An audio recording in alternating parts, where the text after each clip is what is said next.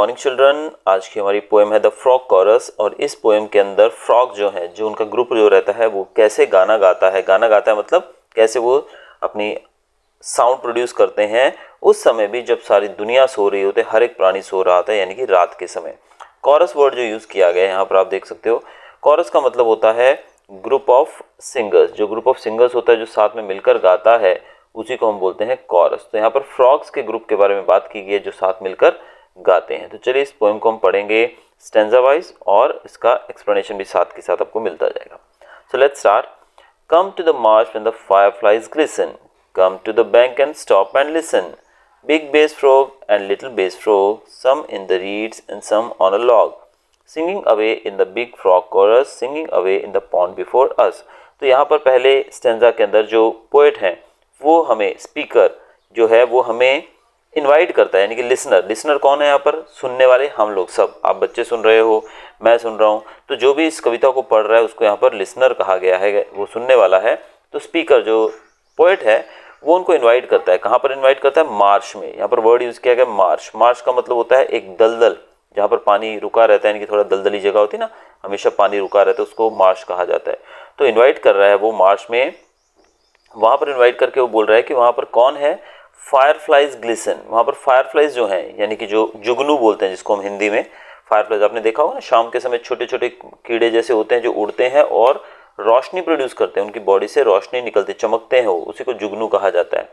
और ये जो फायरफ्लाइज हैं उनको देखने के लिए हमें पोएट इन्वाइट कर रहा है कि तुम इधर आओ और यहाँ पर देखो फायरफ्लाइज शाइन कर रही हैं। ग्लिसन मतलब यहाँ चमकना, कि वो बहुत चमक रही हैं।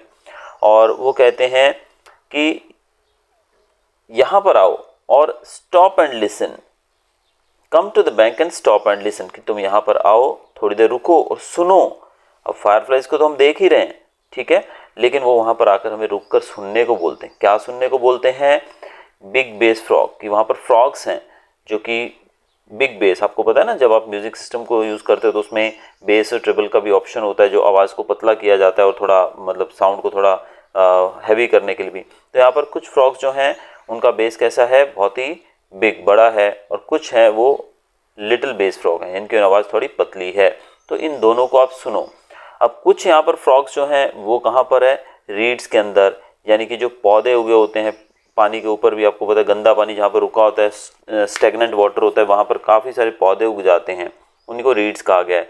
तो कुछ जो फ्रॉग्स हैं वो रीड्स के ऊपर हैं और कुछ जो है लॉग्स के ऊपर है। लॉग मतलब यहाँ पर लकड़ी के जो टुकड़े होते हैं उनके ऊपर हैं।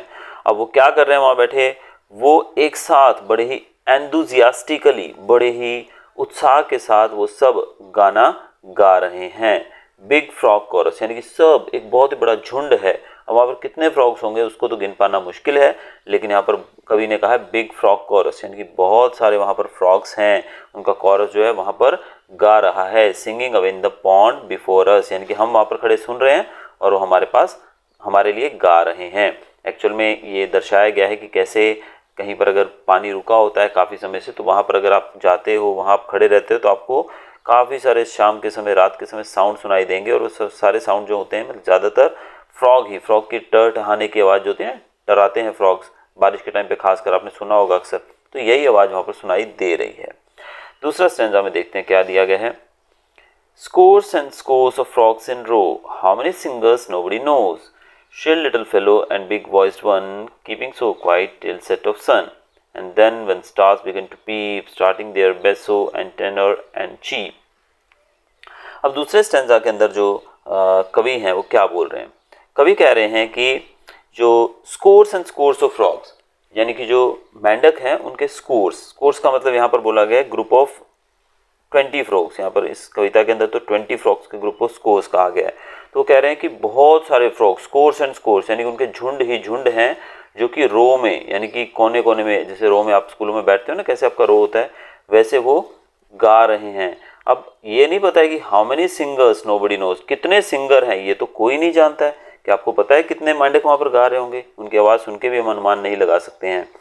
Shrill little fellow and big voiced one, वहाँ पर छोटे छोटे मेंढक भी हैं जिनकी आवाज़ थोड़ी श्रिल है, और बड़े मेंढक भी हैं जिनकी आवाज़ काफ़ी भारी भरकम है। लेकिन उनके बारे में बताया गया है कि so quite till set of सन, जब तक सूर्य डूबता नहीं है, यानी कि शाम होती है, सूरज के डूबने का समय होता है, तब तक तो शांत रहते हैं।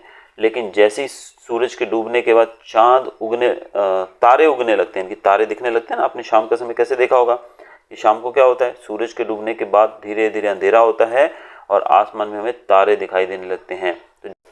और जैसे ही तारे दिखने लगते हैं वैसे ही ये अपनी गाना शुरू कर देते हैं। इनके गाने की आवाज़ देखिए कैसी बताई गई है, लो बेस, हाई बेस, या फिर एकदम शार्प आवाज़ होती है ना, बहुत ही तीखी आवाज़ होती है, हाई पिच्ड साउंड जिसको हम बोलते हैं, वैसे ये गाना शुरू कर देते हैं। लेकिन इनकी एक्टिविटी कब शुरू होती है, जैसे ही सूरज डूब जाता है और तारे दिखने लगते हैं आकाश में। Slowly the moon rides up in the sky, dimming the light of the marsh firefly. धीरे धीरे, यानी कि जैसे ही तारे दिखते हैं उसके कुछ समय के बाद आपको पता है आसमान में मून यानी कि चंदा मामा आ जाते हैं। जैसे ही वो ऊपर आ जाते हैं वैसे ही जो मार्श, इस दलदल में उड़ने वाले जो फायरफ्लाइज जो हैं, जिसको हम जुगनू बोलते हैं, इस जुगनू की जो चमक होती है इसको ख़त्म कर देते हैं। जुगनू की चमक जो है यानी कि उसकी लाइट कब तक होती है, जब चारों तरफ अंधेरा होता है, लेकिन जब मून लाइट आ जाती है तो मून लाइट से काफ़ी उजाला हो जाता है, जिस कारण से जुगनू की जो थोड़ी सी लाइट होती है वो दिखाई देना बंद हो जाती है, इनकी डिम हो जाती है वो light. Butterflies long have gone to rest, birds are safe in their little nest. अब इस समय पे बटरफ्लाइज जो होती हैं वो भी सो जाती हैं। आपको पता है रात के समय जैसे जैसे अंधेरा होता है, रात होती है, सारे पशु पक्षी छोटे बड़े हर एक प्रकार के जीव जंतु जो होते हैं वो रेस्ट में चले जाते हैं, इनके सोने चले जाते हैं। तो यहाँ पर बटरफ्लाइज भी सोने चली गई। इवन बर्ड जो हैं वो भी सेफली अपने छोटे छोटे घोंसलों में सो गए हैं, यानी कि सब पशु पक्षी प्राणी सो गए हैं। But are after are the frogs will sing for they like that better than anything. लेकिन इस दौरान, इसी समय पे जब सब धीरे धीरे अपने अपने समय के हिसाब से, यानी कि कोई जल्दी सो जाता है शाम होते ही, कोई धीरे धीरे जैसे जैसे अंधेरा बढ़ता जा रहा है, मून उगता जा रहा है, सब जो प्राणी हैं धीरे धीरे अपने अपने घोंसलों में, अपनी अपनी जगहों में, घरों में जाकर सो जाते हैं। लेकिन जैसे जैसे समय बीतता जा रहा है, फ्रॉग्स जो है वो अभी भी गा रहे हैं। आर के बाद घंटों के बाद घंटे बीतते जा रहे हैं, लेकिन फ्रॉग्स जो हैं वो गाते जा रहे हैं। क्यों पता है? बिकॉज उनको गाना सबसे अच्छा लगता है। किसी भी काम से अगर उनके बारे में बात की जाए, उनको अच्छा क्या लगता है, तो सबसे ज़्यादा अच्छा उनको यही काम लगता है, गाना। इसीलिए वो गाते जा रहे हैं। ये उनकी फेवरेट एक्टिविटी बताई गई है पोएट के द्वारा। It isn't a regular rousing chorus that in the reeds and bog before us, croak, croak, croak, the big ones below. Cheep, cheep, cheep goes the little fellow, and never stopping to change their song, the chorus of frogs sing all night long. अब उनका जो ये गाना है ये rousing chorus नहीं है। ये रोजिंग का वर्ड यूज़ किया गया, मतलब यहाँ पर एनर्जेटिक, बहुत एनर्जी। यानी आपने देखा होगा अक्सर वो गाना जब गाते हैं तो थोड़े समय के लिए बहुत ही तेज़ आवाज़ आएगी, फिर धीरे धीरे उनकी एनर्जी लो हो जाती है, फिर दोबारा से एकदम से राइज होगा, फिर नीचे हो जाएगा। तो इस प्रकार से रेगुलर रोजिंग कॉरस यानी फुल ऑफ एनर्जी कॉरस तो नहीं है। That in the reeds and bog before. अब ये जो आवाज़ है उनकी, ये हर जगह पर इवन तो नहीं है, यानी कि आप देखोगे तो हर जगह पर आपको यूनिफॉर्म आवाज़ नहीं सुनाई देगी। कहीं पर बहुत ज़्यादा सुनाई देगी, कहीं पर थोड़ा कम सुनाई देगी, यूनिफॉर्म नहीं है। ये कहाँ से आवाज़ें आ रही हैं? पत्तों के जो पौधे ऊपर हैं, पानी के ऊपर खिले उनके अंदर हैं, वो छुपे हुए हैं, या फिर बॉग्स। बॉक्स मतलब यहाँ पर एक और तरह का वेटलैंड बताया गया। जैसे मैंने बताया यहाँ पर दलदल होता है जहाँ पर पानी रुका, तो वैसे ही बॉग बोला गया है, यानी कि जहाँ पर पानी वानी रुका हो ऐसी जगह, वहाँ से आवाज़ आ रही है कुछ। लेकिन आवाज़ आ कैसे रही है? क्रॉक क्रॉक क्रॉक द बिग वंस बिलो। बड़े जो मेंढक हैं वो अपनी भारी आवाज़ में क्रॉक क्रॉक क्रॉक कर रहे हैं, और जो छोटे हैं वो अपनी तीखी आवाज़ में चीप चीप चीप कर रहे हैं।